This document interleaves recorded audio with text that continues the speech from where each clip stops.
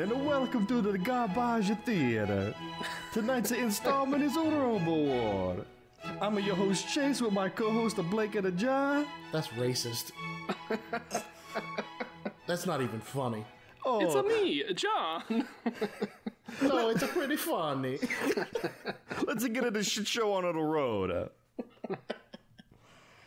Oh my God, Robowar.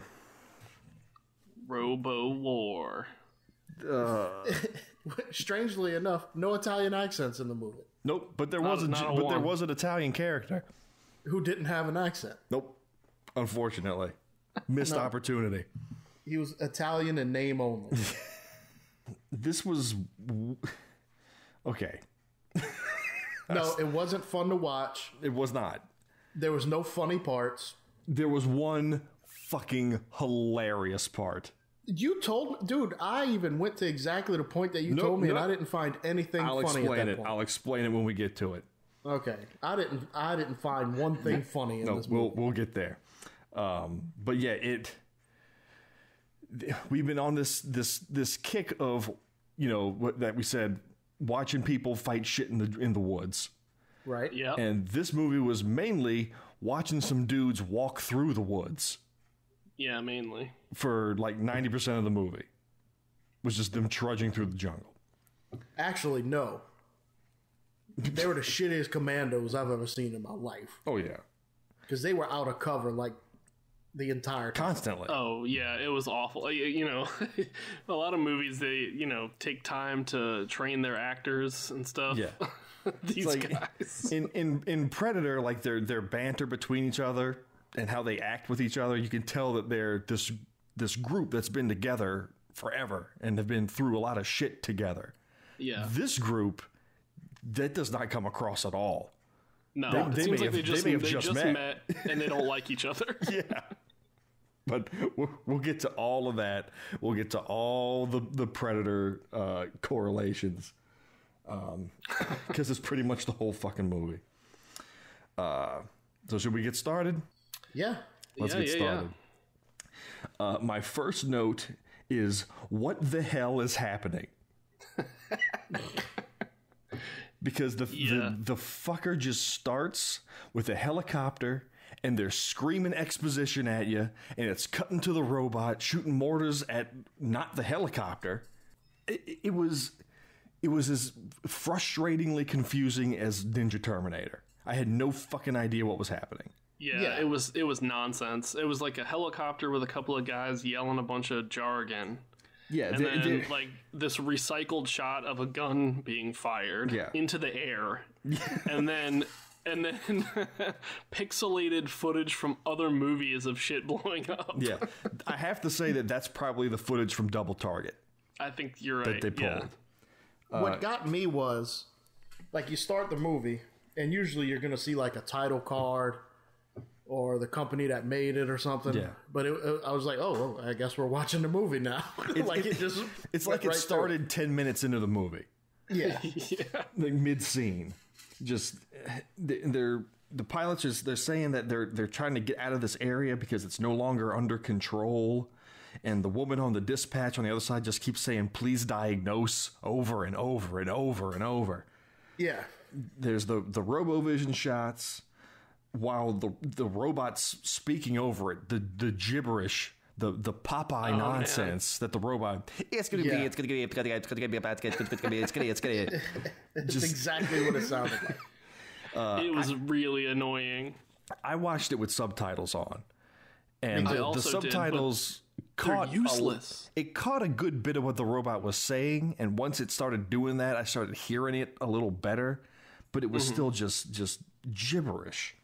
Yeah. Well, I don't, I had them on the whole time, and they were inaccurate so often that I had to start ignoring them. Yeah. I'll admit, I did like the music throughout this movie. Yeah. It was okay. Yeah. They used the same music too much. Yeah. They had like 4 tracks. Yeah. Right. The music and just the general style of movie, and especially the title card when they did show it, made me think that, like, this shouldn't have been a movie. It should have been an NES game from 1989. Right. and it would have been a much better game than a movie. Yes. Well, the music was no Desert Heat, but it did have some redeeming qualities. It did have some of the squealing guitars, though. It did, and I was happy when that happened. After all of that happens, the helicopter starts going down because all the systems are failing on it, preceded by more robot jabbering and mortar fire and explosions. The pilots state that they've lost control of Omega-1, which we have to assume is the robot. So that's setting up what this movie is. They brought this robot out here, and now it's gone berserk. So, yeah. Yay. That's basically the whole plot. Yeah. We can go home now. Movie's over. So from here, we cut to a war room where General Jackson is running a man named Masher through the roster of our heroes. Slideshow style. We've got Corporal Neil Corey, heavy weapons expert, and Leslie Nielsen cosplayer. Dude, this dude is 85 years old. What is he doing? Straight up. Like, boots on the ground. What is going on? He's an expert in heavy weapons. They need Too bad that. he can't lift them. Yes. He's coming out of retirement for this job. There's Private Larry Garino, reconnaissance man and swarthy Italian, also known as Diddy or Diddy Bop. There's Alfred Bray. Why didn't Neil Corey get... he didn't have a nickname. He's Leslie Nielsen. And I'm going to refer to him as Leslie Nielsen for the duration of this podcast. We've got Alfred Bray, ex-Vietnam medic, known as Papa Doc, or Pipey McGee, as I wanted to call him. Yep. There's Sonny Peel, or Feel, because the subtitles kept jumping back and forth between those two. Yeah, exactly. I'm pretty sure it was Peel, though. I think it's Peel, yeah. Peel. I went with Peel. Yeah. It was Peel. He's the martial arts expert and the only black guy in the movie. And his friends call him Blood because they're all racist. Right. Yeah. This movie's real racist. Yeah. There's so much like racial stuff going on. Also, he never does martial arts.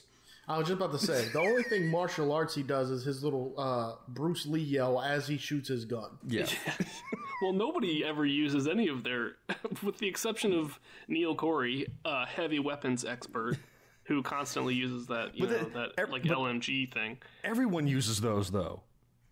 Like, right. Blood has one of those. I'm also convinced that all these guns were sound activated. They had to scream to scream at them. Yeah. But yeah, like Diddy Bob never does any recon. No. They pretty much make Kwong do everything.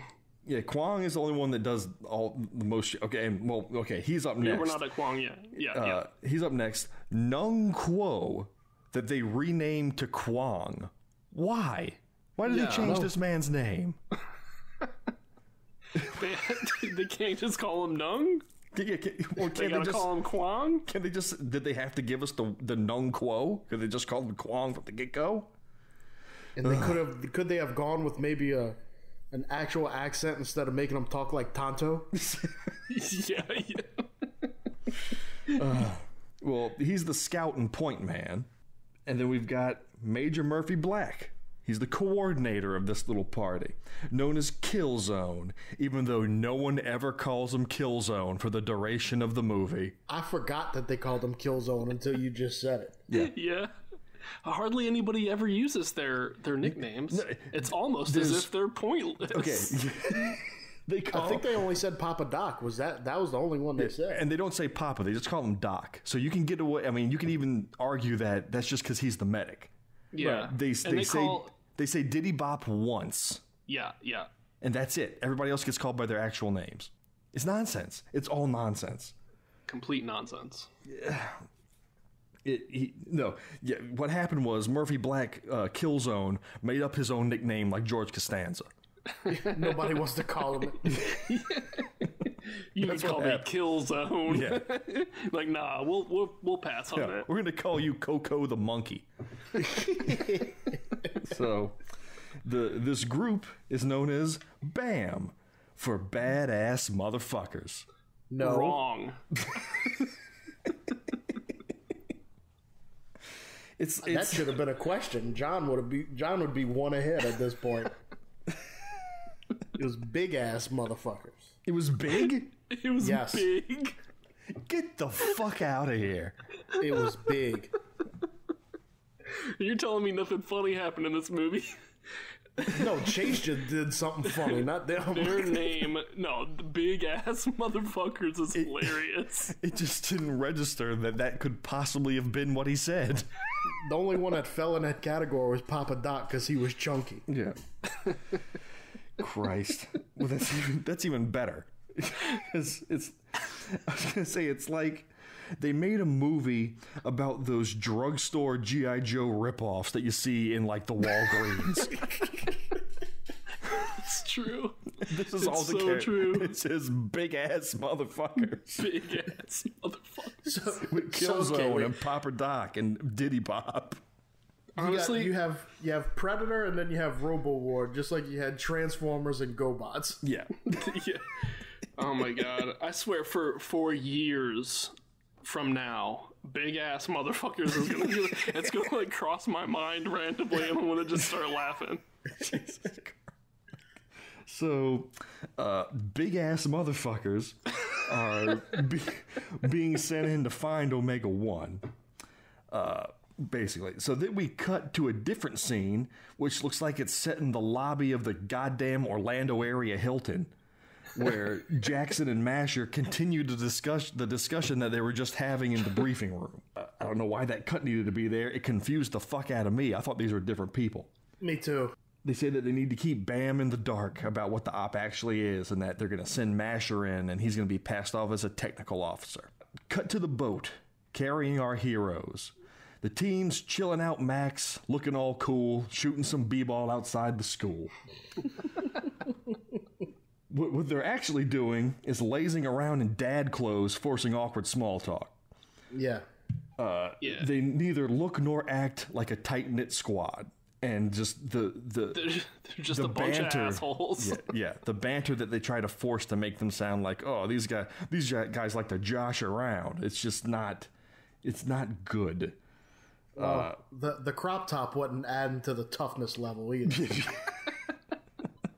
Our leader Killzone in his baby blue sailboat crop top.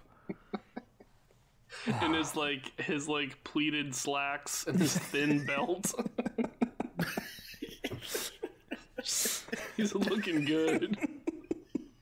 They're all looking good. Do you have some of the lines that they have that they're saying to each other? Well, I've got some stuff. Diddy's beatboxing to some bullshit on the radio, while Leslie Nielsen decides that he's going to spark up a bone and toke up. And then Peel is sitting off to the side, and he calls out to them. He says that, Diddy, you're making me sick with all that jumping around. And then he calls them a couple of drug addict fags who probably have AIDS. That's not friendly banter. No, it isn't. That's pretty antagonistic. No. At that point, I realized, oh, this was back when AIDS was this magical wildebeest that killed everybody. Nobody really knew what it was. Yeah. God. Oh man. I was like, is this the correlation to the slack-jawed faggot sexual Tyrannosaurus quote? It must be. It's gotta be. Yeah, the boat equals the helicopter. Boat's the helicopter. Absolutely. Right. So and then the smoke in the joint must be the tobacco, right? I guess. Yeah, I guess. But when Jesse Ventura does it, it comes off as just, locker room talk between some dudes. Yeah. You don't turn to your friend and be like, I bet they've got AIDS. This is just hateful. Yeah. I don't know. Y'all must not have hung around me too much, because that's exactly the kind of thing that I say. So the boat pulls up, And Masher meets them as the men spill out all over the dock.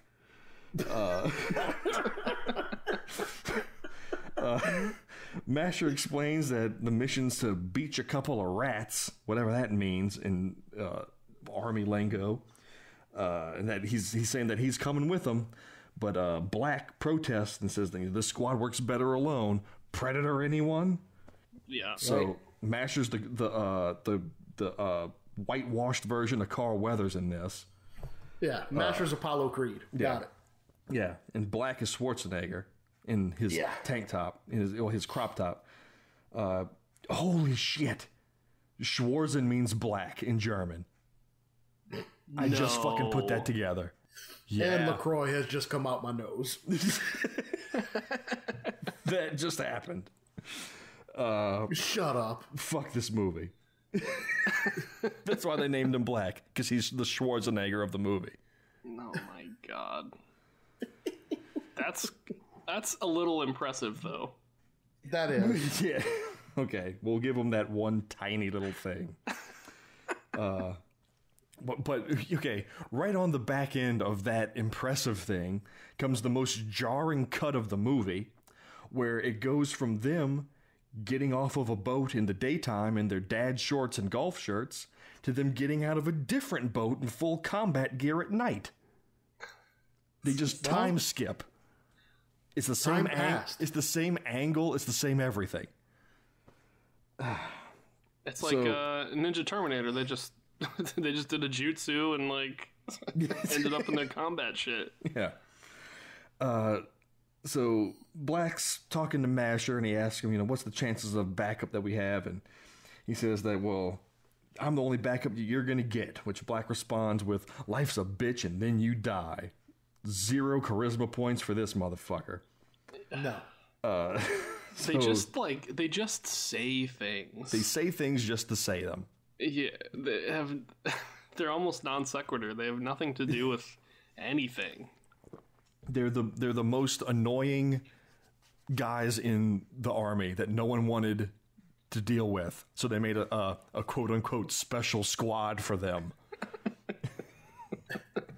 We're gonna call them big ass motherfuckers. Those big ass motherfuckers. Oh God. So they move out into the jungle. There's lots of stock noises of, jungle noises, monkeys and birds and shit over what's probably a public park somewhere. More atrocious dialogue, which is all ADR punch up. It was all added after the fact. Yeah. Where you hear Peel go, oh, this is like being back in Alabama up in here. Up in where? Up yours. What the fuck are they talking about? Black gives some bullshit hand signal movements to order the squad about as Omega 1 looks on in his robo vision.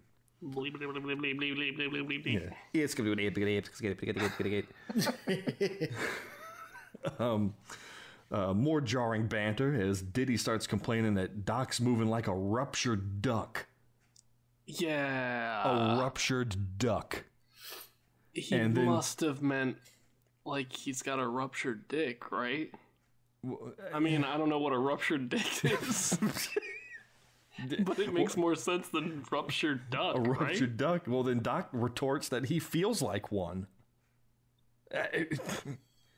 Well, there's one of my questions down. The ruptured duck? Ruptured duck. How could you have thought I wasn't going to bring that up? But unfortunately for y'all, that was the easiest question on the list. Oh, son of a bitch. Man. He's making the questions hard so that we can't get them, so that his lead stays nice and good. Nice and juicy. Anyway. Oh, that's dirty. That's dirty. Anyway. Omega's still looking on, and Kwong stops the team, sensing danger. And they tell Masher that whenever Kwong takes point, that means danger's close. He's the goddamn point man. Yeah, he's a point guy. He's always in point. Kwong's the only dude on this team worth a damn. So they call up Peel to take care of whatever it was that Kwong heard. Peel lets loose on his heavy machine gun with his high-pitched Bruce Lee scream, levels some of the jungle, turns around and says, "Whoever it was, it ain't no more," which means nothing. Just nonsense. Yeah, just nothing. They continue to move out into the jungle, and they stumble upon a rotting skeleton, and Leslie Nielsen reaches down, and here's what's left of his rifle, the entirety of the rifle.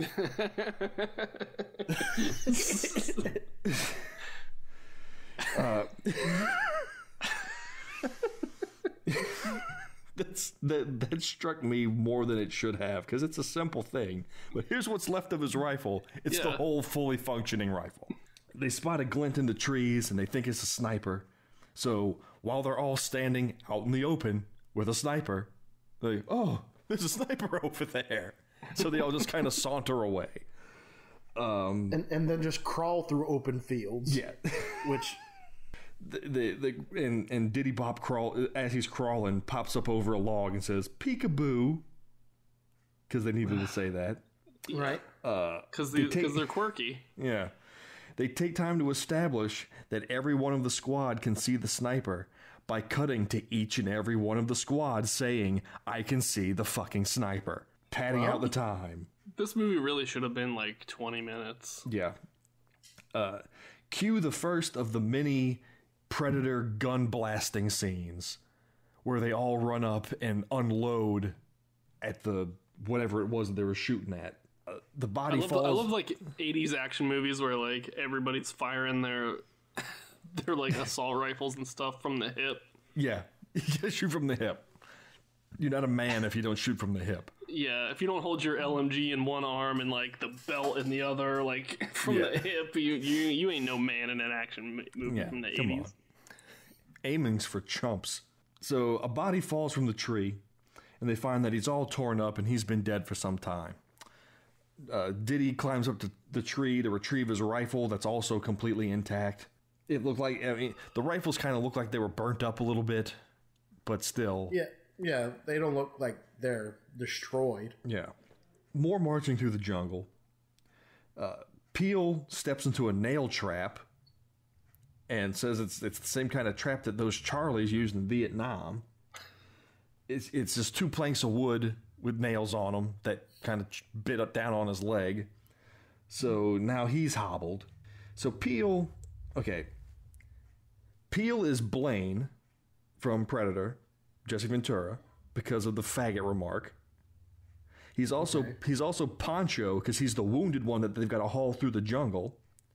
Mm-hmm. And then he's also Mac because he's the one that gets hysterical about getting revenge on whoever left this trap. He's embodying all these characters. So many of them. Well, you got to mix it up a little bit, right? Yeah. They split up to search the surroundings. Kwang spots a snake and snatches it up, and he's about to murder it for, being a snake. Yeah. When some birds startle him, and he loses his interest in the snake, and I was like, now I gotta fuck up these birds, and that's gonna pay off in a minute. Tell you what, that was the best thing that could have happened to him, because he's holding a snake between his thumb and his forefinger, and he reaches back with his machete as far as he can, and he's about to swing to clip the head off of the snake. You better be pinpoint accurate, my friend. Well, he's Kwang. Of course he's going to be accurate. I'd say them birds did him a favor because something was about to get skint up, and I don't think it was that snake. So they continue to search for what feels like 30 minutes of screen time. And at this point, I'm just pleading for something to happen in this movie. Something at all. Kwang then stumbles upon some smoldering corpses. So he kicks a bird. He sees the corpses. It cuts to a bird like nesting on the ground, and he just punts it. Yeah, I didn't notice this. Yeah, he just kicks a bird. What? It was like a red-tailed hawk or something down there. It was something endangered for sure. It was like a nice bird. Well, full disclosure, I did nod off a couple times, but I didn't think I nodded off that early. The men, they all group up on Kwang as he tells them that these dead men were firing in all directions, but there's no traces of tracks around them. More predator. Kwong then claims that whoever they were shooting at must have been a ghost or some kind of special man.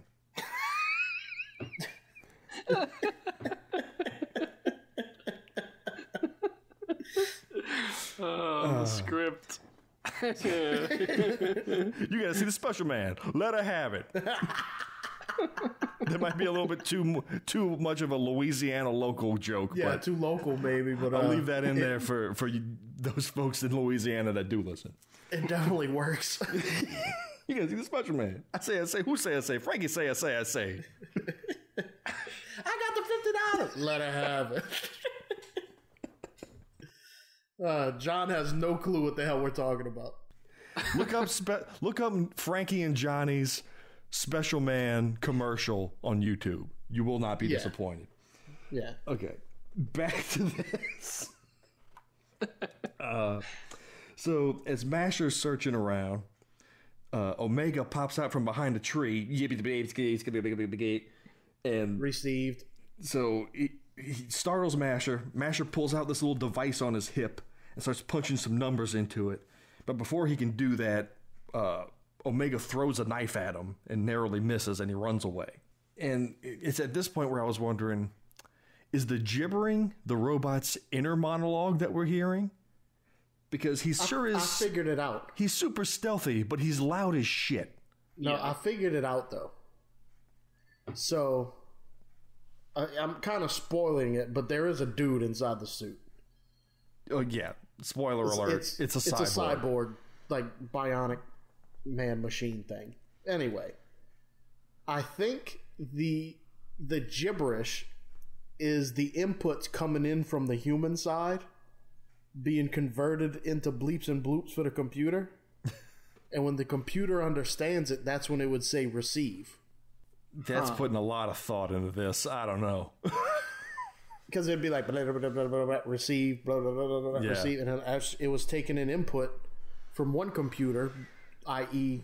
the guy. I don't want this movie to be that smart. Well, I think that's what was going on. Okay. But there's points where they hear the gibberish.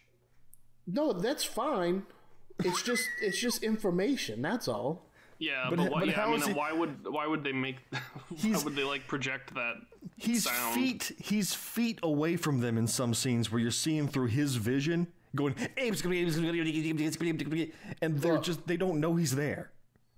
It's a prototype. It's got to get information from one computer to the other. They didn't have Wi-Fi back then. Let's just go with me on it. Let's give it to him. Let's give it to him. We'll give that to him. Masher runs back to the squad, where he yells at Black for leaving him out there to die. He says, "A gorilla attacked me, but I'm alive." He only ran like 5 feet away from where he was. Any time the robot attacks, they run feet away to safety. Every time. The robot just like fucks off. I don't know. Well, no, it's this killbot that's supposed to be on a rampage, but at the same time, he's got to mind fuck this squad of guys by picking them off one by one and like torturing them psychologically. What the fuck's going on? So he runs back to them. Leslie Nielsen finds the knife stuck in the tree, and Black says, "Oh, it would have taken a sledgehammer to embed it that deep." And as soon as he tries to pull it out, he recoils when he touches it because it's white hot. Hard cut to Masher looking disinterested. He grabs the knife, it burns him, he goes, "Ah!" And it snaps over to Masher. And it's like he didn't know he was on camera. He probably needed that insert. Why would the knife be that hot? Because he threw it so fast. The friction, the friction of entering the tree. It doesn't make sense. They gotta work on this robot's cooling systems, I think. So I like how you gave me shit about my little two computers talking to one another, but then you're gonna tell me that fucking friction from flying through the air turned this knife white hot. That was the best guess to explain nonsense that I could come up with. Well, I guess you're right. Let's go. So it's the only thing that makes sense. Yeah. More marching through the jungle. The team banter back and forth about it being helpful if they knew what exactly they were after. And more off-screen talking. We're stalking something. Yeah, Kwang's ass. You better shut up. Jesus. They also say they're wondering what they're stalking. And one of them says, does it make any difference? I'd say yeah. It always... Wouldn't you hunt a different thing if it was a different thing? Look, when you're a big-ass motherfucker, it really doesn't matter. I mean, bears, deer, killer robots, it's all the same. It's all the same. Killer robots that throw white-hot knives. As they're going through the jungle, they come upon the Huey P. Long Bridge. Yeah. Damn, Chase is keeping it real local tonight. It's the first thing I thought of when I saw it. 5 fucking people know what you're talking about. 2 of them are on the podcast. One of them is me. Yeah, I have no idea what you guys are talking about. So, Kwang claims that he can feel the vibrations of people coming on the bridge. So, more ADR dialogue. Yeah, Kwang's balls be all tingle and jingle. What? That's the line. It's Kwang's balls be in the tingle and jingle. They're like obsessed with Kwang's balls and ass. So, upon the bridge... And wait, Kwang ain't even in the army, right? No, when they talk about him, don't they just say that he's just left over from Vietnam and they just kind of hang out with him? Yeah, he's like a refugee from Vietnam that they just took with them. They renamed him Kwang like he's a fucking dog that they found or something. Poor Kwang. Yeah. I know. He's the best one of the group. He is the best. So, up on the bridge, a group of bad guys in jeeps and horseback are pursuing a woman and a couple of men on foot. They shoot the 2 men dead and close in on the woman. Masher wants to stay out of all this. What were you saying? I was going to say, like, meanwhile, they're just sitting and watching. Yeah. People getting run down. Yeah, they're watching, and Masher wants to stay out of it. But Leslie Nielsen's got other plans, as he says. It's time to start settling some accounts, and he whips a banana leaf off of his machine gun. Why was he hiding it under the banana leaf? I don't know. I don't know. Why did it need to be hidden? They're about to kill these guys anyway. Were the guys going to drive by them and just, they're just banana leaf vendors. Let's just keep going. So, the guerrillas close in on the woman as the squad, who are just standing out in the open next to each other as if they're posing for a fucking yearbook photo. Their whole plan here was for the camera to pan over to them. Like the element of surprise. It would have been the most badass yearbook photo, by the way. Yeah. So they yell out, "Hey, assholes!" and open fire, raining death and hellfire down on everything in a quarter-mile radius. The woman is miraculously unharmed. She is unbreakable. Yes. Just then, Tommy Chong takes her hostage, and as Black draws his sidearm and gives him to the count of 3 to let her go.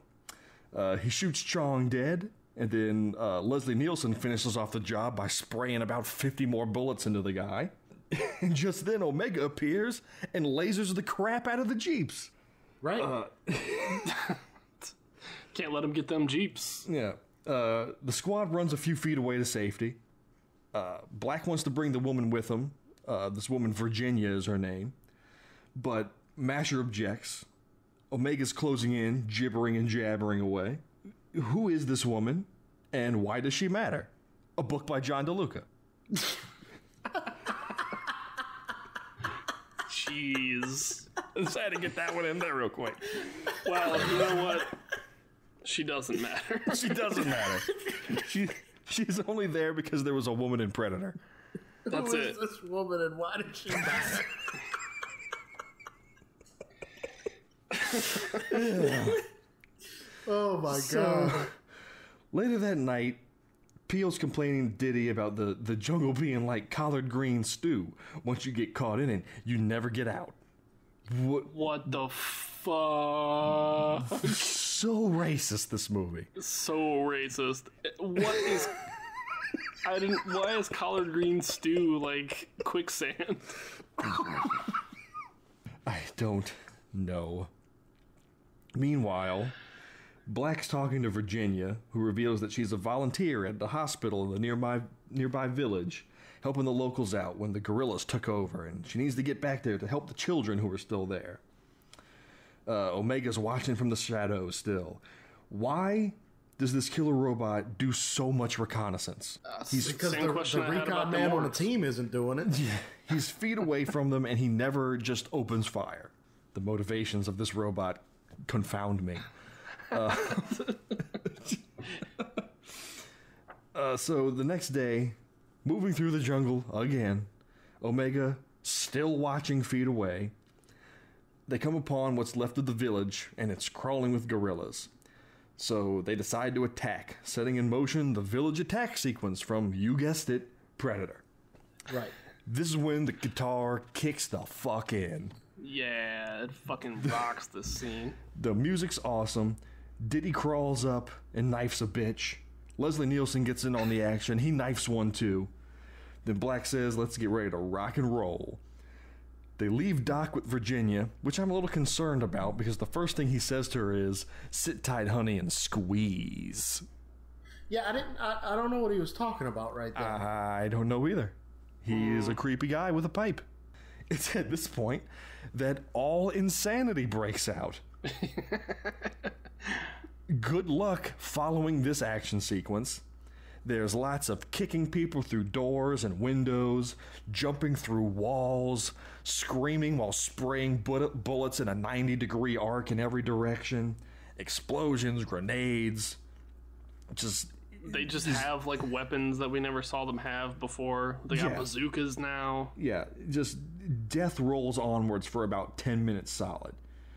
It was insane. There was no flow, no sense of space. It's just like guys shooting and then guys dying. And in the middle of it, they try to do some more banter as Diddy asks Quang, what are you going to do when all this is over, Quang? Quang responds, the same thing I'm going to do right now. And then Diddy goes, gonna die? What? Oh, man. This dialogue just flows, you know. So it's bad, it's so good. Tarantino, take notes. Yeah. You better get out that yellow pad and just start.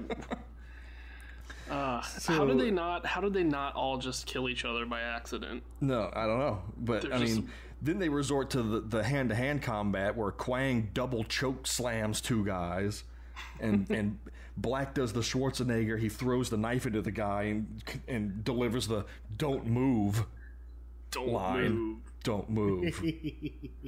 So, okay, here's the best part of the movie. The battle won. They stand in the center of the smoldering carnage that was once the village, grinning to each other about their victory. When off camera, Virginia bursts in, "Oh my God, the children!" To which Black goes, "Shit!" Cue the Curb Your Enthusiasm music. See, okay, when you put it like that, yeah, that's fun. Like, I didn't think about it like that. I was fucking I watched that part 3 times. I was rolling laughing at that. That was the best shit I've ever seen. It's like they planned that to be hilarious. They're all just standing there smiling at each other. Oh my God, the children! Shit! The movie could have ended there. It would have been fan-fucking-tastic. Should have. We need to edit that. I just need to edit it, cut into black, and then the Curb Your Enthusiasm theme. Perfect. Okay, see, I would laugh at it then. Well, spoiler alert, all the kids are dead. And we don't know who killed them. Nope. Because they kind of look like they're just sleeping in this one unscathed hut. Well, all the bullets flying around, it very well could have been the big-ass motherfuckers that did it. Damn those big-ass motherfuckers. So... Also, this is... They also, like... This is like a totally unsanctioned, like, assault on some other army. It's an international incident right here. Well, Virginia told them that they were bad dudes. That's true. So... Wasn't there at least a reason for them to be there in Predator? Yeah, they were going there to rescue another squad that went in.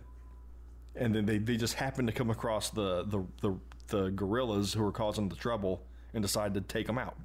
I think that's what happens in Predator, right? Yeah, I'm pretty sure that's about it. Yeah, because that's who they think got them. No, they've got hostages in Predator. They see them execute one. Oh yeah. Oh yeah. That's why they go in. Right. Yeah, we're not talking about Predator. Well, we kind of are. So, anyway, the kids are dead. Peel hangs back and decides to toke up as Omega closes in, lets off a laser that blows Peel to the ground, and Omega starts letting loose more lasers on the village and forces the squad to flee, again, feet into the jungle. They finally all see the robot for what it is at this point. And Diddy yells out, "He killed Peel! Peel was my friend!" A man that earlier called him an AIDS-riddled homosexual drug addict. Right. and to whom he made some weird comment about collard greens stew. Yeah. So he vows revenge. Now I'm gonna get you. I'm gonna get to you, you bastard. So Diddy runs off on his own. So Peel having died, Diddy has absorbed the Mac avatar. Right. So now the he's spirit running of off. Mac has left Diddy. He's gonna go have him some fun now. So the squad follows. And this is the one and only time that Leslie Nielsen calls out, "Diddy Bopper, come out, man." The only nickname that gets used. Yeah, but that isn't even one of his nicknames. Yeah, it's Diddy Bop. Yeah, that's true. He's also known as Diddy, or Diddy Bop, or Diddy Bopper. Right. Or Mr. Diddy Bopper. So, Omega stalks Diddy and zooms in on him with his robo-vision. The squad hears Diddy scream in the distance, and cut back to Omega dragging Diddy's dead body through the jungle. Leslie Nielsen finds some blood on a leaf, like in Predator, and soon finds Diddy's severed arm, and he clearly recognizes it as Diddy's arm. I'd recognize that greaseball's arm anywhere. So, Kwang finds... But that wasn't Diddy's arm, though.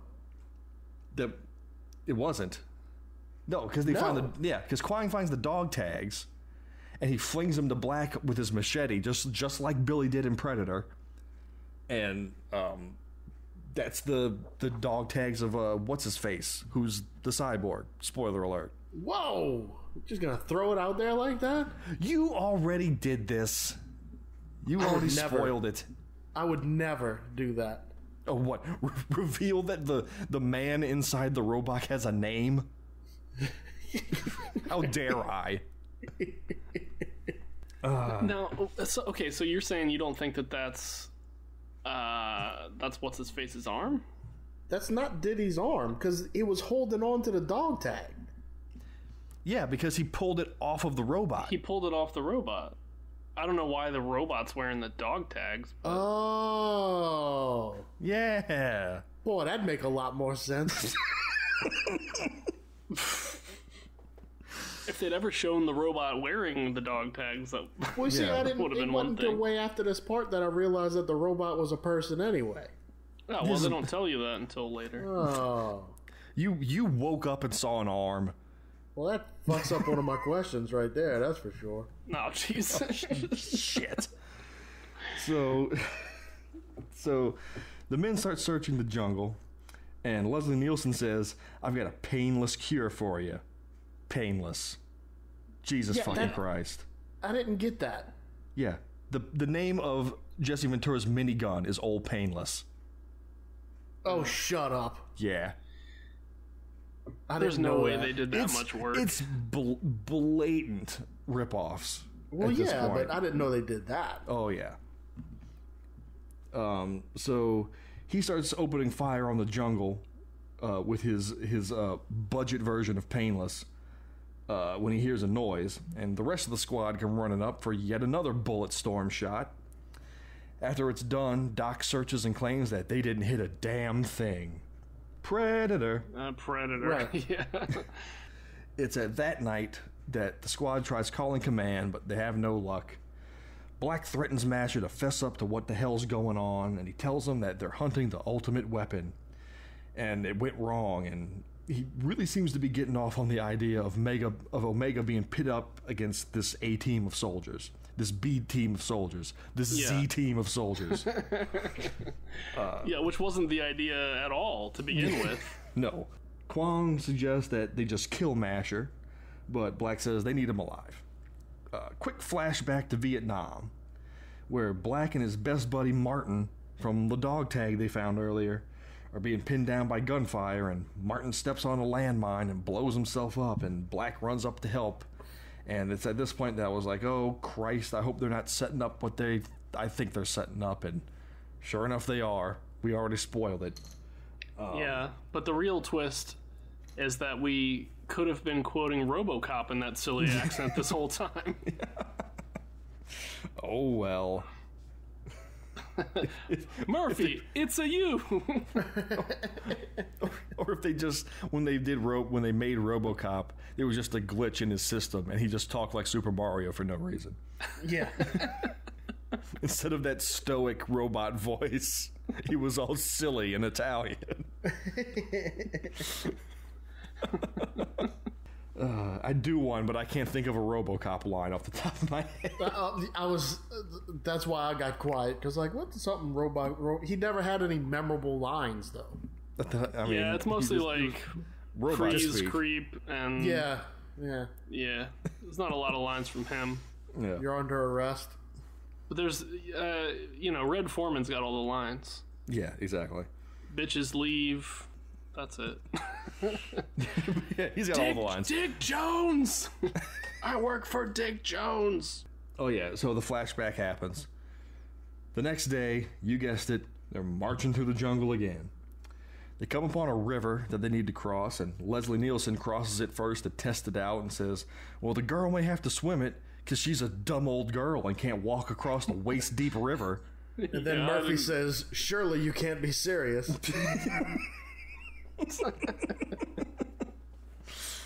So, Kwang takes Virginia across next, followed by Masher and Doc. Doc's singing Row, Row, Row Your Boat as he crosses the river, because he's a quirky fellow. And then Omega has underwater robot vision? Omega's underwater now? This whole part I was like, what is going on? Yeah. Omega's I don't think anybody could see what the hell was going on. No. Omega's apparently underwater in this part. And Doc gets grabbed and he's pulled underwater. The team races and jumps in the water to try to catch him. This was some Troll 2 shit. Because he's like, it's pulling me! It's pulling me harder! It's pulling me! I'm going underwater! No, it's pulling me! Oh my god!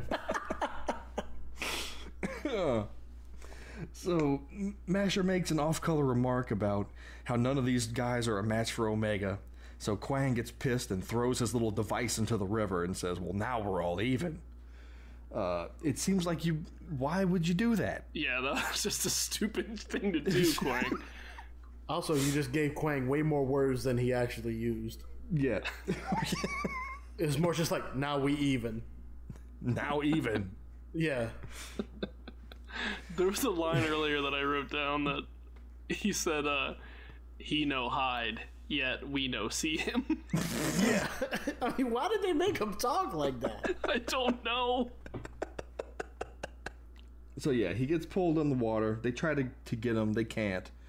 They decide they're gonna. They come out of the water. Black and somebody else, I can't remember, come out of the water and they're like, shit. Yeah. We almost had him. Yeah. I'm like, how? He's being like, He's being pulled downstream in a raging river. You didn't almost have him. That river wasn't quite raging. No, I mean, it was moving though. it was perturbed. That was a glorified ditch. Yeah, it was a pretty good river. And he had an Omega-1 pulling him. Maybe. He could have been pulling a Little John from Men in Tights. They lose Doc. They're going to follow the river to see if they can find him. Sure enough, he's washed up on the shore a little ways down, gets up and runs off to find the squad. But Omega's close behind, and Doc's yelling out for the team as they get within earshot. And at this point, the closed captions have given up on discerning what the robot's saying. It's also at this point, I'm not convinced these are real commandos at all. Because all they're doing is giving up their positions while they're being chased by something. Yeah, screaming. Yeah. I'm here. I think it's following me. So they finally catch up to him, and Leslie Nielsen points out to Doc, "What's that on your foot?" "Oh, it's just Dr. Octopus's claw." Yeah. So this big mechanical tentacle grabs him and starts dragging him through the jungle. The team follows. As they're doing this, Masher's tagging behind, and he pulls out a device out of his pocket, and he's reluctant to use it. So we have to assume this is like a self-destruct device or a shutdown mechanism or something. So they find Doc's smoldering corpse, and Black decides, we can't run anymore. We need to fight. If it bleeds, we can kill it. Ah, yes. They never explain why the robot's weapon does that to bodies. Just everything it shoots just blows up.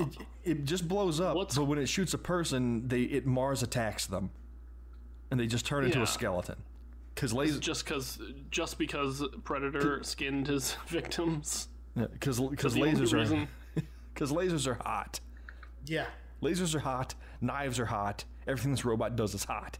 So they build a makeshift bunker, and by build a makeshift bunker, I mean they put some logs up, and then two of them are in front of that digging a hole which serves no purpose. Because as soon as the robot shows up, they abandon the hole that they're digging. Were those supposed to be mine holes? They looked like they were throwing the dirt into the bunker. Yeah, because Kwong set all the mines up. Yeah, he set them all over the place. Yeah. Quote, all over the place. Yes. Leslie Nielsen's just digging a hole in front of... He's digging a latrine for all we know. Masher reveals that the device that Kwong threw into the river was an EMP that they could have used to help. But... So, good move, Kwong. Yeah, nice going, bro. You were on our good side here. But then Kwong finds the detonator in Masher's gear, and they question him as to why he hasn't used it. He claims that, it's got a very short range, and I need to be the one that actually does it. Omega closes in and starts shooting all the mines and traps that Kwong set up, using his robo-vision to see the mines. Blacktail's Which is super unclear. Yeah, I mean, that robo-vision doesn't show anything. Yeah. It's not like the thermal vision where, it gets across what the Predator's seeing. I don't know what the fuck the robot's seeing. No, the robot ain't seeing pixels. Shit. Yeah. Black tells Masher to use the goddamn detonator already, but he claims that it's got to hit him in the center of the head, and it won't work if he's facing the wrong way and too far out. So many fucking rules for this thing. So he shoots some more mines, clearing the way to the bunker, to which, I think it was Leslie Nielsen calls out, he stuck right to them like it was dog shit. Which what does that mean? What has any of the zingy one-liners meant in this movie? Does that mean that, he stepped on the mines or he shot the mines? I don't know. I don't routinely go around shooting piles of dog shit. Well, you haven't lived, my friend. They just have to say something with an expletive in it. Yes, yeah. That's like the whole reason. So, Masher gives a tape. He pulls out a cassette tape and gives it to Black, and then he ditches his weapon and he heads out with just the detonator. And he's able to walk right up to Omega, right up to his face, and prepares to trigger the detonator, but Omega grabs his hand, and before he can set it off with some fancy flashing lights, rips the detonator away, and then he backhands Masher into the air, where he lands on a landmine and blows him up in an extremely satisfying way. That was pretty nice. Yeah. That was like the best part of the movie. Because the legs go flying forward, and it looked great. Yeah, that was a good one. Leslie Nielsen then goes out to retrieve the detonator, but he gets jumped by Omega, who karate chops him in the chest and makes him spit up blood all over the camera, which is just a watered-down version of Max getting killed. Yeah. So real lame. So every time a character dies, the spirit of Mac goes to a new character. Enters a new character. So it ended with both Leslie of these Nielsen. guys. Everybody that leaves this bunker, it's like they leave, go way out into the open, and start walking slowly. Yeah. Well, how else are they going to get killed? Right. So the squad flees the bunker just as Omega lasers the crap out of that. They're running off, and Kwong decides he's going to stay behind to give Black and Virginia a chance to escape. And he does the whole Billy shtick. But instead, he pulls out a hilariously undersized machete compared to what Billy was packing. Right. Billy had a goddamn sword. Kwang has like a chef's knife. And he also like himself. tries to double hand it. Yeah, which makes it look even sillier. He's got that. He just puts his fingertips on the bottom little stub that's sticking out. So, Omega appears about 20 yards away, and Kwang just stands there and takes a laser to the face. See, when Billy does it, it's fucking cool because we don't see what happens to him. Yeah, you just see the Predator vision like run up on him really fast. So you assume they went into hand-to-hand combat. That the Predator, had the honor to see that all he had was a knife. So I'm not going to shoot him. I'm going to fight him. Yeah. Wait. I'm not even like making a joke right now. I didn't see that. I legitimately have been telling people since I watched this movie about that part in the movie. I'm like, yeah, man, it's just like Predator. They kill him off screen and everything. Well, I must have like really nodded off. No, you don't see it happen. But no, okay. You see, you hear Billy's scream. You see Omega come out, and he's way away from Kwang. Okay. And then it shows his RoboVision with the crosshairs on Kwang, and then it like zooms in, and then you hear him die. Oh, I thought okay, all right, never mind.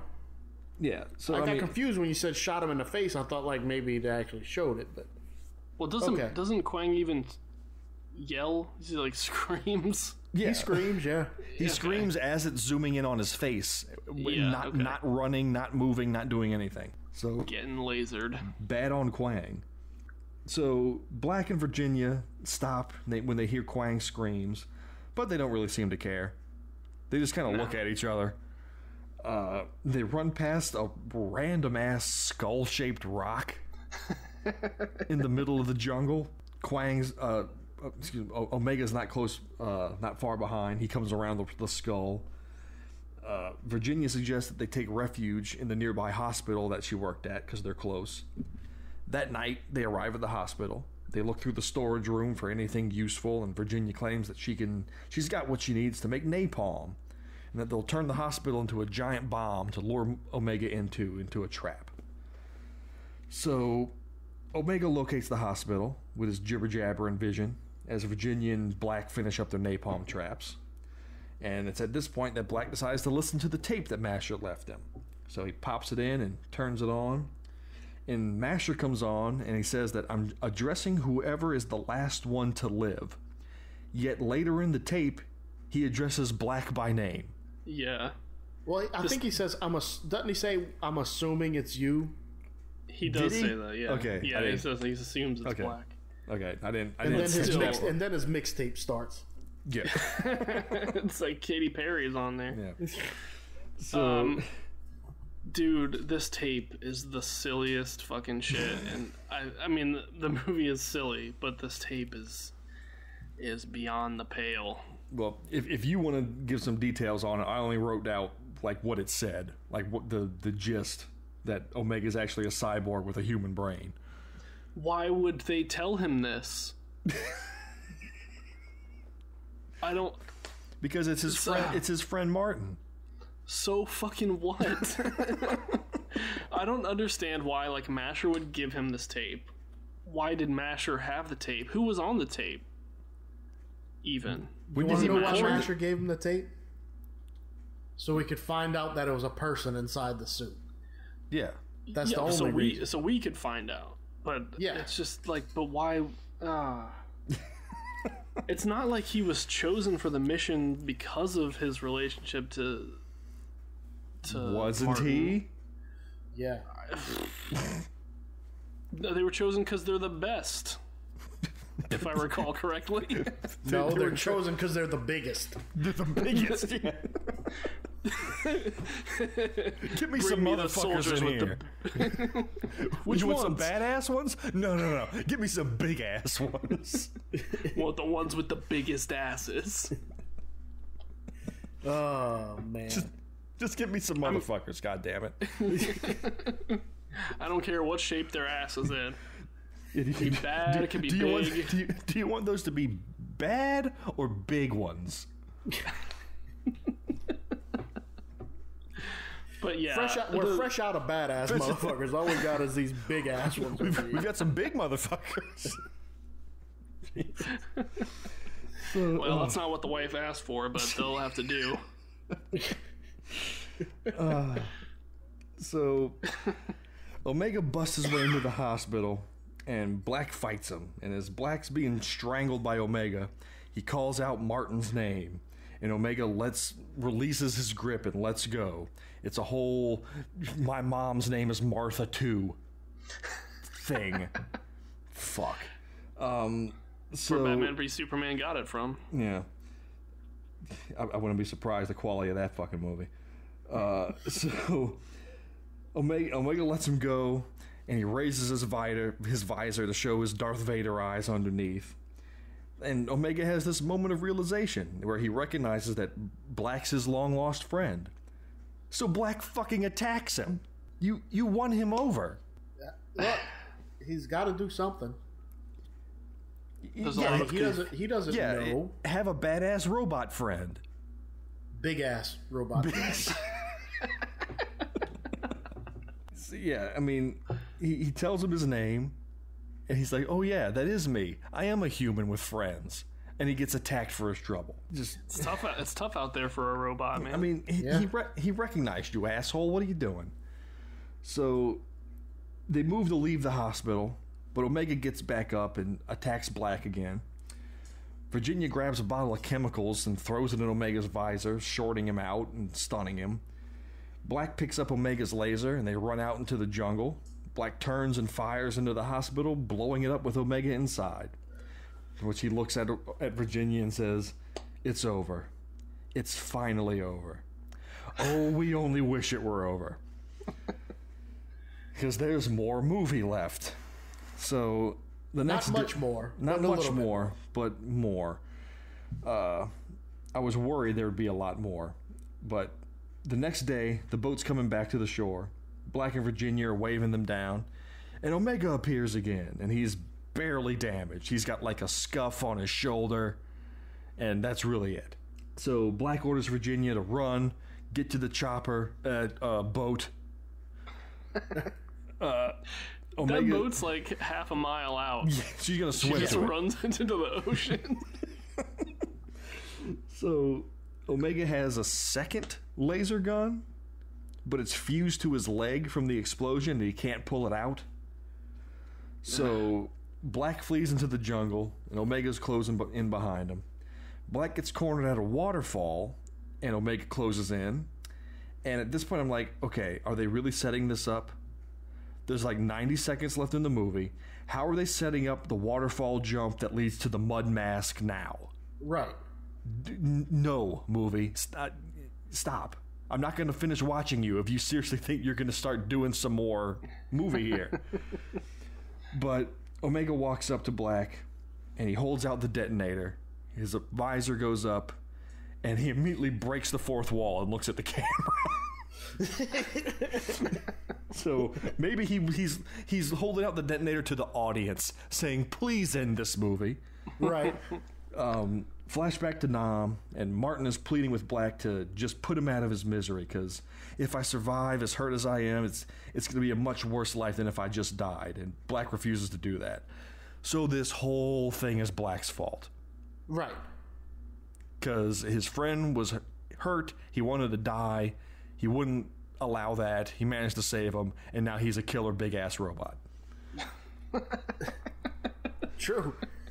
They would have found some other guy. Yeah.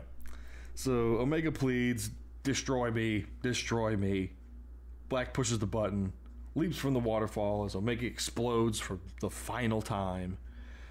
Virginia's safely aboard the boat as it sails along the coastline, and Black just kind of swims away.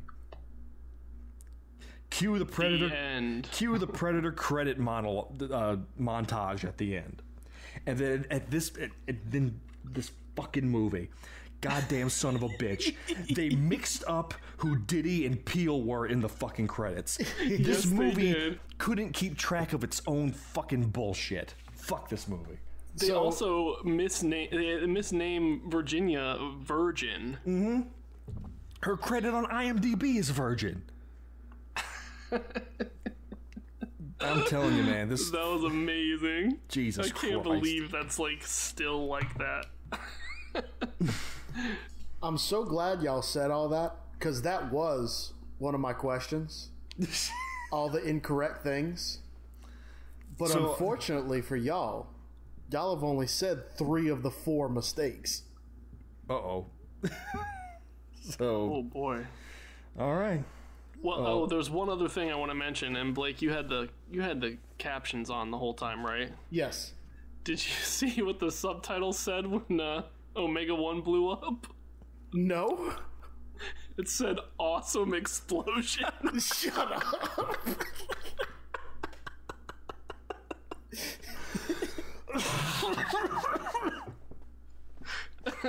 Come on. Well, that makes the whole thing worth it now. You gotta go back and watch it. It was so funny. That makes it all worth it. Sweet ass explosion. Big ass explosion. Doing the subtitles is like making commentary. In the village scene, when the guitar kicks up, it says shredding guitar. Yeah, it should have said big ass explosion, but It should have said I'll big take ass awesome explosion. Big ass guitar. I also loved after the explosion, there's a shot of Omega on fire instead of being blown to pieces like he should have been. Right? He like falls to his knees and then falls over. Or no, I think the body just falls flat down and then the head rolls off. Maybe they were enjoyed everything about that part. Maybe they were fully planning on what I was saying and going further with the mud mask blocking his robo-vision and there being a whole third act to this thing. But they just said, fuck it. Yeah, let's just have them blow up here. Okay, well, boys, the fun and games are over. Time for business with the quiz. This is going to be torture. So it is going to be bad. Blake, once again, just to explain it real quick, Blake will be asking 5 questions based on Robowar that John and I will be answering. Whoever gets the most correct gets to be quizmaster of the next episode, and we'll be watching either Rogue Strike or the replica. Replica. No one's going to win this week. It doesn't matter. No. Doesn't sound like it. In case of a tiebreaker question will be asked, and the first host to shut out the answer wins. If you answer incorrectly, you lose. Amendment to that rule, you have to wait for the question to be finished being read, just so there's no more confusing. So, all right, let's begin. Yes, all right. We'll start off with something easy. What hand of Diddy Bop did they find? Oh, fuck, I got a 50-50 shot.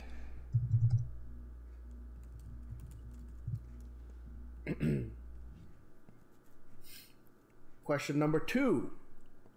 What type of weapon is always shown in Omega 1's HUD? Like they wrote out the name of the weapon, or they? Nope, is a picture of a weapon. It was in the top right corner.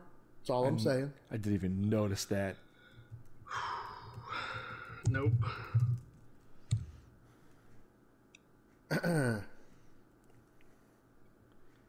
Question number 3. How far away was the quote-unquote sniper when they first spotted it? Fuck.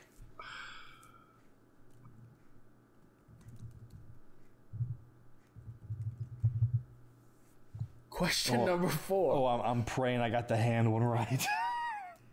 In San Pedro, what does Guarino call one of the gorillas before throwing a knife at him?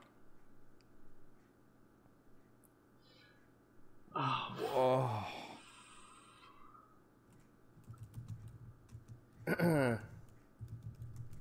I'm not going to ask y'all the other incorrect thing in the credits because I know y'all both don't know it. This is not good. And what call sign did Murphy try to raise on the radio? Shit.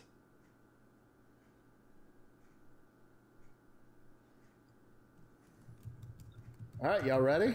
No.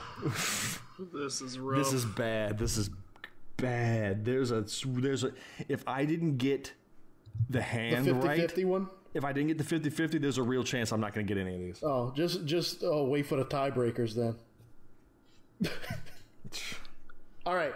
What hand of Diddy Bopper or whatever his name was, which hand was it? I said it was his right. I said left. It was his right hand. Fuck.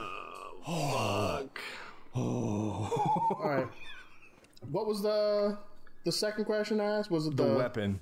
What weapon is always shown in Omega Red's HUD?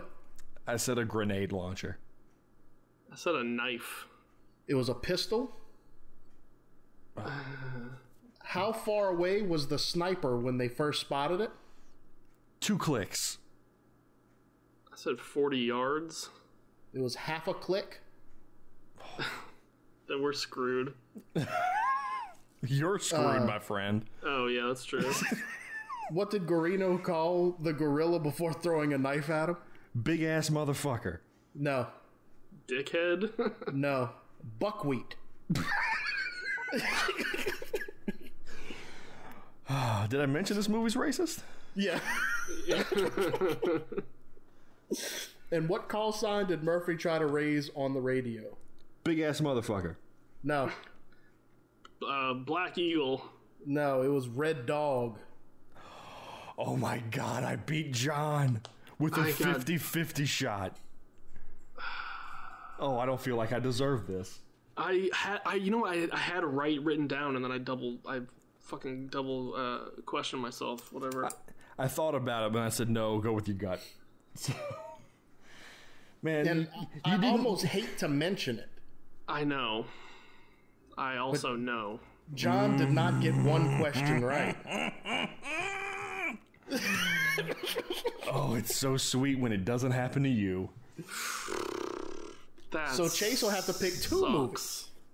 Oh, hang on. Because I got it. I got it ready to go. We're going to say it right now. We're not waiting for nothing. Okay. So, John. Yeah. The movie you're going to have to watch in addition to Rogue Strike, which is the movie that we're going to be discussing no matter what. Yeah. This other movie we're not going to discuss. At all. But John's going to have to watch it all the same. Because I will be able to pull questions from either movie or both movies. Unfortunately, this also means Blake has to watch them both too. Yeah, but it's okay. Well, it's his fucking fault that he made these fucking questions so hard. I don't feel bad about that at all. Yeah. Okay. So, what was that? You said you want to watch Dolph Lundgren play a priest that was hired by the Knights Templar to fight demons with a glorified power glove? Sounds awesome. Is that what you said? I wish you would have said that from the jump. I didn't say that. Well, in that case, you're also going to have to watch 1998's The Minion, a.k.a. The Fallen Knight, with a 3.9 on IMDb and no Rotten Tomatoes score to be seen. Tagline: when the millennium ends, Armageddon begins. Directed by Jean-Marc Pichet, as in, this is a Pichet shit movie. I'm going to read his little IMDb write-up because it's clear that he wrote it. Jean-Marc Pichet is a feature film and television commercial director of international acclaim. He is highly sought after as a director for both his unique storytelling ability and bold visual style. He has like nothing on his IMDb page. He's got The Minion as the first thing. He's got this movie Nothing Really Matters in 2008, a scant 10 years later. And then a TV movie called Look Again in 2011, and that's it. So I don't know what he's talking about. Starring Dolph Lundgren and Francois Robertson, who's had lots of TV roles in things such as iZombie and Supergirl and the V remake and Stargate SG-1. Synopsis: New York, Christmas Eve, 1999.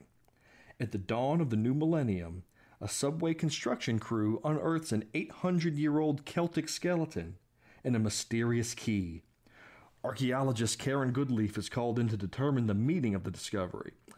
News of it reaches the Middle East monastery, where the warrior monks known as the Knights Templar choose their best pupil, Lucas, played by Dolph Lundgren, to face the diabolical threat, as the demonic minion uses people as hosts to aid it in its path to destruction.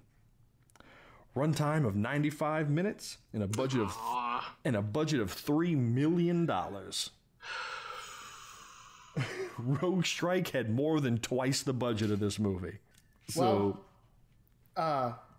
with that in mind, can I run through the rest of my questions just to see if John would have gotten any of them, and then it could really make him upset? Hang on. I still got to do my trivia and my reviews. Oh, okay. Then you can do your questions. Because I'm in the middle of it here. I'm sorry. If that synopsis wasn't good enough, here's just like the blunt what this movie is. Dolph Lundgren plays an ex-Spetsnaz soldier who is recruited by the Knights Templar and teamed up with members of the Mohawk tribe to save mankind from a demon. What the fuck? Yeah. Reviews. When your movie is envious of End of Days, you know it sucks. I was going to say, it sounds like a ripoff of End of Days. This is right on the heels of End of Days. People actually financed this? And P.U. That's funny. So, it's poetic because that was the other movie that I was torn between picking. And now I get to use them both. Yep. I'm furious. I'm furious that I changed my fucking answer. Man. I'm furious that the questions were so hard. John might not sign on for season 3, Blake. This is a mess. Shit's not going. Hey, I got fucked again. You did. You certainly did. Yes, you did. So anyway, here's some more questions. Yeah. How many times did any member of the team aim? 0. Trick question. It was once. Once. Whenever he held up the pistol when the girl was being held hostage. Oh, yeah. Well, I guess you had to aim for that. Yeah. What parts of Woodring were used in Omega 1? It was just his brain and his head, right? That was it. His head and his brain. The 4 incorrect closing credit names. Wait a second. What? You had a question pointing out that the only parts they used was his head and his brain, yet you thought that arm was his? Used in Omega 1 was the question. That was obviously just the arm was discarded. So he was just carrying around his arm for, nostalgia reasons? No, it was still there for when it got blown off in the mine incident. So anyway, the other incorrect 20 name... years ago? Quiet. That was so fucking smart. Why'd you only get one question right? Because that question sucked. Of the four incorrect things in the closing credits, anybody want to take a guess what the other name that they messed up was? No, I didn't know. So we had 3 of them, right? Yeah. Yeah, y'all had 3. It was the very first one. They didn't have him as Murphy Black. They had him as Marfy Black. Marfy?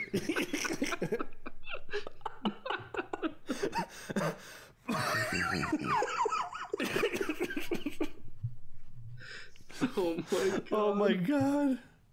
Because I was just about to turn it off. And then I was like, Marfy Black? What the fuck? I love that. All right, and these are my 2 tiebreaker questions. That's like the name of a dog with like with problems. Marfy. So I had 2 tiebreaker questions just in case, because I thought for sure y'all were both gonna have zeros. First tiebreaker was, how do you make Kwang change his name? Oh God, hold on. Let me re-say that. How do you make Kwang change his mind? You had to kill him. You gotta kill him. That was correct. That makes sense. That makes a lot of sense. And I'd have to kill him to change his mind. This was gonna be the be all end all if y'all couldn't answer that first tiebreaker. During the opening credits, and only during the opening credits, how many times was that mortar cannon fired? Twice. Oh, no, it was like 4 times. 4? I'm talking about every single shot, not how many times. Every shot? 6. John? 8.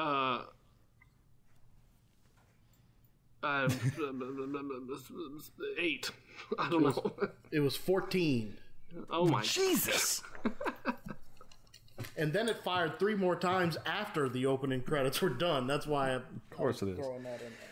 You couldn't have had one of your questions, what was written on the shirt of the boat captain? Nope. That was too easy. African Queen. Yep, that was also the name of the boat. That was the name of the boat. Yeah, he also had a shirt advertising his boat. I could have also asked, where was the boat registered? Oh, I didn't get that. It was Manila. God. Manila. I had none of this. None of this. The other village was Cornada. I knew that because there was San Pedro and then Cornada. Well, San Pedro is where buckwheat got knifed. Yeah. Virginia was brought in because there was a cholera outbreak. See, all those things. Yeah, well. Too obvious, huh? All those things couldn't have fucked over John. So John hit it right on the head, though. Like, I started realizing, wait, I have a good chance of winning. I ain't letting none of these motherfuckers get questions right. Draw up the new rule. It's like, if anybody's going to be a big-ass motherfucker around here, it's going to be me. What, questions can't be bullshit? How are we Those going were to not enforce bullshit that? questions. Yeah. Those are absolutely not bullshit questions. When it gets to how many pins were in Michael J. Fox's pocket when he was killed. Well,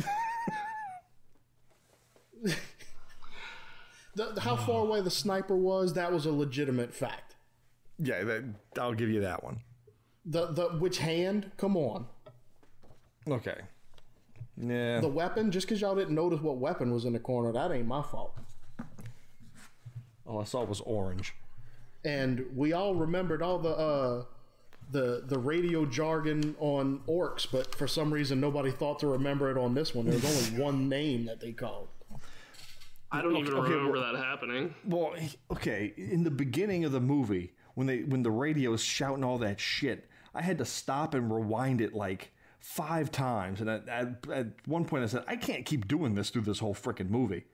No. I'm not watching this movie for 5 hours because they don't take a breath in between lines. All I could think about that first helicopter scene was Spaceballs going, I got the sweeps, the creeps, and like that's all I could think about. Yeah, that robot spoke in Creeps. Yeah. Well, anyway. Exclusively in Creeps. Yeah.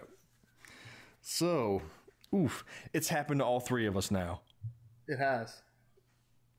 We've all had failed at answering all 5 questions. Hopefully, it never happens more than once a season.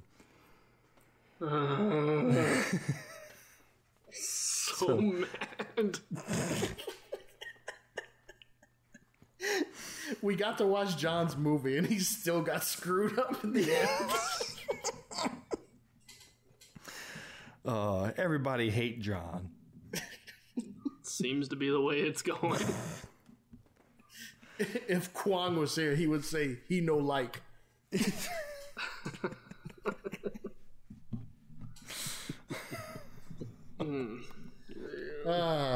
Oh, Mamma Mia, those were some bullshit of the questions there.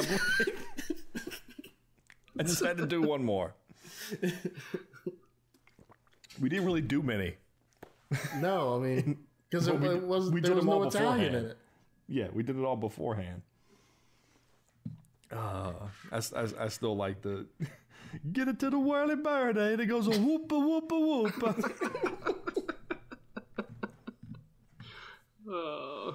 John did tell us a good Italian joke off recording, and he wanted to share it. Yeah, it was all John.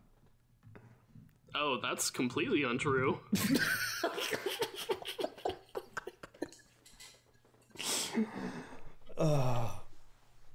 Shit. Okay. Well, I don't want to watch 2 movies, y'all. You don't too have bad. to. You don't have to. You can roll take them the dice. risk. Take the risk. You can I know roll. I know Chase is gonna pull a question from that movie. That means he has to watch it too, though. That's right. You can take the risk. But we're not talking about it, so I don't have to watch all of it. Yeah. No. I can fast forward to the 45-minute mark and just pull something. I'm going to go ahead and say it now just because I don't give a shit. I'm not watching the other one. Make all 5 questions about it. I don't care. I'm not watching it. Matter of fact, here you go, Chase. I dare you to make all 5 questions about it because I'm not watching it. I'm going to get all my questions wrong, and then you're going to have to sit through 2 movies next time. And then I'm not going to watch the other one. Oh, jeez, we've created a mutually assured destruction type system here. Yeah, I'm telling you now, I'm not watching. Okay, we can't get into this Mexican standoff of where we're just going to fail every single week and not watch the other movie.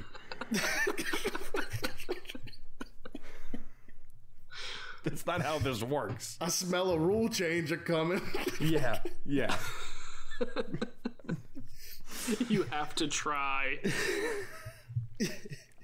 It's gonna be. We're gonna have to do something like. I don't even fucking know. How do you? I smell a rule change or a mama's marinara. Oh man. Okay. Well, there you have it, folks. I'm victorious this week, so we'll be watching at least Rogue Strike. Yeah. John will be watching Rogue Strike and The Minion. Motherfucker. Tell you what, I'm going to watch Rogue Strike and Minions. That's how much I give a shit. Oh, Lord. So, I'd like to thank everybody that's been listening to us. You can find us on Facebook, facebook.com/Garbage Theater. You can follow us on Twitter, @Garbage_Theater. If you got a moment, take some time to give us a review on iTunes. We'd really appreciate it. You can get in contact with us on any of those social channels. You can also email us at garbagetheaterpodcast@gmail.com if you've got a suggestion for a movie. We're open to hearing anything. And on that note, if any parting words, gentlemen? John, I know you got to say something. Oh no! I mean, he's I too just wish I busy was watching dead. movies. He ain't got I wish I was dead. That's all. Well, we'll see you next week, folks, for another edition of Coming Attractions, where Blake and John will be pitching their movies. Don't worry, we ain't gonna watch John's. So we'll figure out some kind of way not to watch it. Yeah. Oh, shit. Well, we'll see you then, folks.